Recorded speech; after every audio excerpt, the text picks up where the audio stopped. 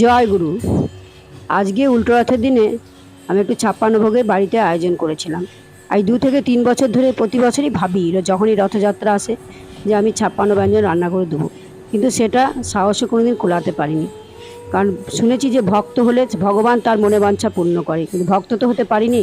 তাই ভয়ে সাহস করে এগোতে পারছিলাম না যে পারবো কি। কিন্তু দেখলাম যে মনের যদি তীব্র ইচ্ছা থাকে ভগবান সেটা ঠিক পূরণ করে। তাই আমিও এই বছর নেমে পড়লাম ভগবানকে ৫৬ ভোগ দেওয়ার জন্য। পাড়ার সবার সহযোগিতা করলো। সবাই এক এক বাড়ি থেকে ৩টে, কেউ ৪টে, কেউ ২টো করে ভোগ রান্না করে নিয়ে এসেছিলো এবং বাদবাকিটা বাড়িতেই বানানো হলো। ৫৬ জায়গায় বেশি হয়ে গেল তো কম হয়নি। সুন্দরভাবে যাক ৫৬ ভোগের আয়োজনটা সুন্দরভাবে হলো, এটাই আমার মনে শান্তি লাগছে যে হ্যাঁ আমি পারলাম করতে। ভগবানের ইচ্ছাতেই সেটা পূরণ হলো। তা চিন্তা করে দেখলাম যে হ্যাঁ সত্যি ভগবান মনে বাঞ্ছা পূর্ণ করে। ৫৬ ভোগ ব্যঞ্জন করে দেওয়াটা বড় কথা নয়, বড় কথা যে মনের ইচ্ছাটা আমার পূর্ণ হলো। আমি ভাবতাম যে জগন্নাথে যখনই দেখতাম সে বাড়ি এগুলো, তখন মনে মনে হতো যে বাড়িতে কি রান্না করে দেওয়া যায় না, কিন্তু একা ভয় পাচ্ছিলাম যে একা কী করে করবো, কিন্তু সবাই সহযোগিতা করলো।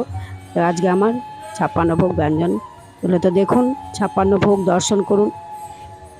এই ৫৬ ভোগ দর্শন করাটাও খুব ভালো জিনিস।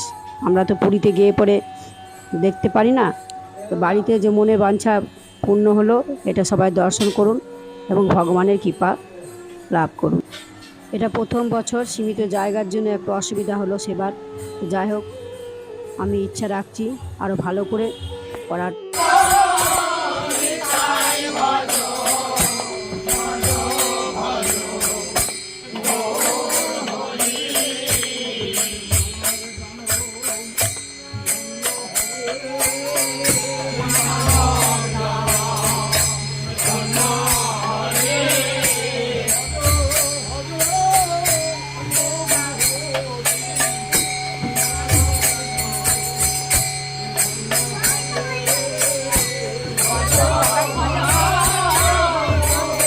পাখাটা আছে, এদিকে আসিস না, পাখা আছে।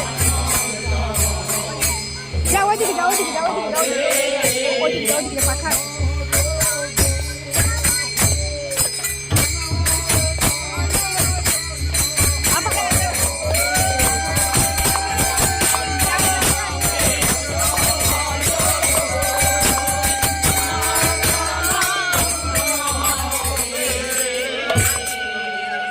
আমার শঙ্করটা ভিতরে রয়ে গেল, বলছে খোলা যাবে না, আমাদের নিয়ে শঙ্করটা নিয়ে